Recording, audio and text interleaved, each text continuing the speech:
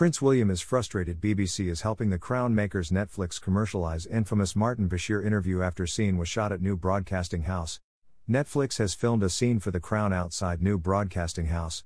Filming took place 6 months after a report by Lord Dyson condemned BBC. The report led to a call from William for the interview never to be aired again. He is said to be disappointed that broadcasters are still making money out of it.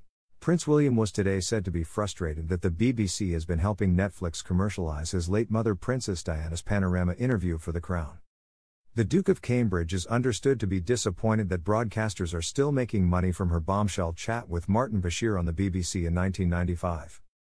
Producers were spotted outside the BBC's offices at New Broadcasting House in London filming a scene portraying events that followed the interview.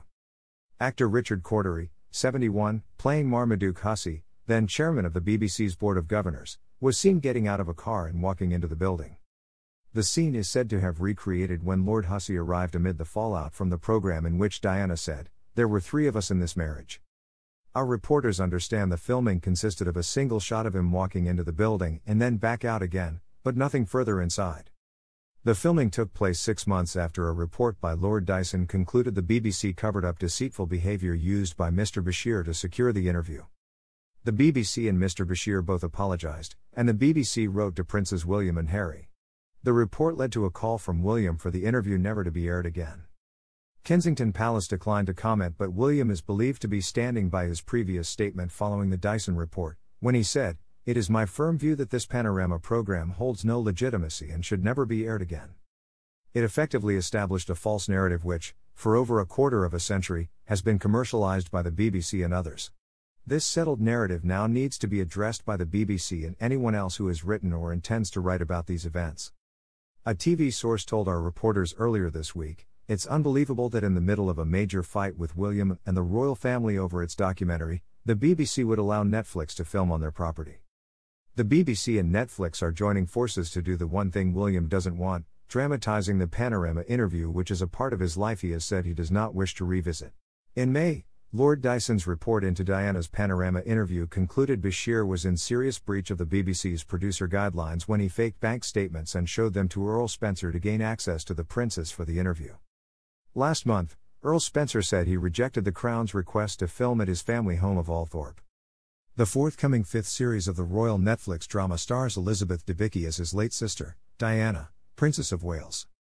Speaking to BBC Breakfast at his family estate in West Northamptonshire, Earl Spencer said he had declined when producers of The Crown asked to film on the site. He said, "They applied. They wanted to shoot here. But I don't really do that stuff. Actually, to be honest, I don't watch The Crown, so I just said, thank you but no thank you."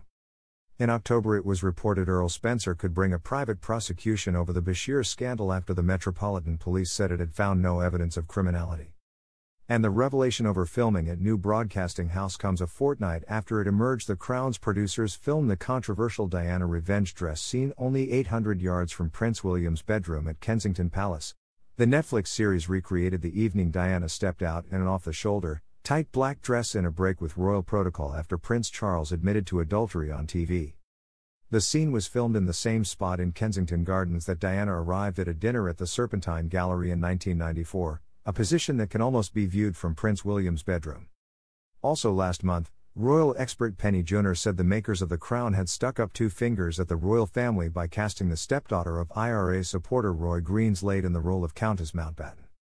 Ms. Junor said Natasha McElhone, 51, was not responsible for the sins of her stepfather. But she said another actress should have been considered because of the role's sensitive nature. Former Fleet Street editor and Guardian columnist Mr. Greenslade, who edited the Daily Mirror and held a top job at The Sun, revealed his support for the IRA earlier this year. Meanwhile, royal experts have also been demanding that Prince Harry tears up his £112 million Netflix deal and makes a stand over the Crown's portrayal of Diana. Royal biographer Angela Levin criticized the Duke of Sussex for not finding his voice over the streaming giant's controversial portrayal of his mother. It comes after Diana's friend Jemima Khan withdrew her support for The Crown over its disrespectful script after she broke up with the show's creator. Harry and Meghan Markle signed a deal with the streaming service last year for their new production company to make documentaries, feature films, scripted shows and children's programming. The 5th series of The Crown, due to air in November 2022, will see Dominic West star as the Prince of Wales.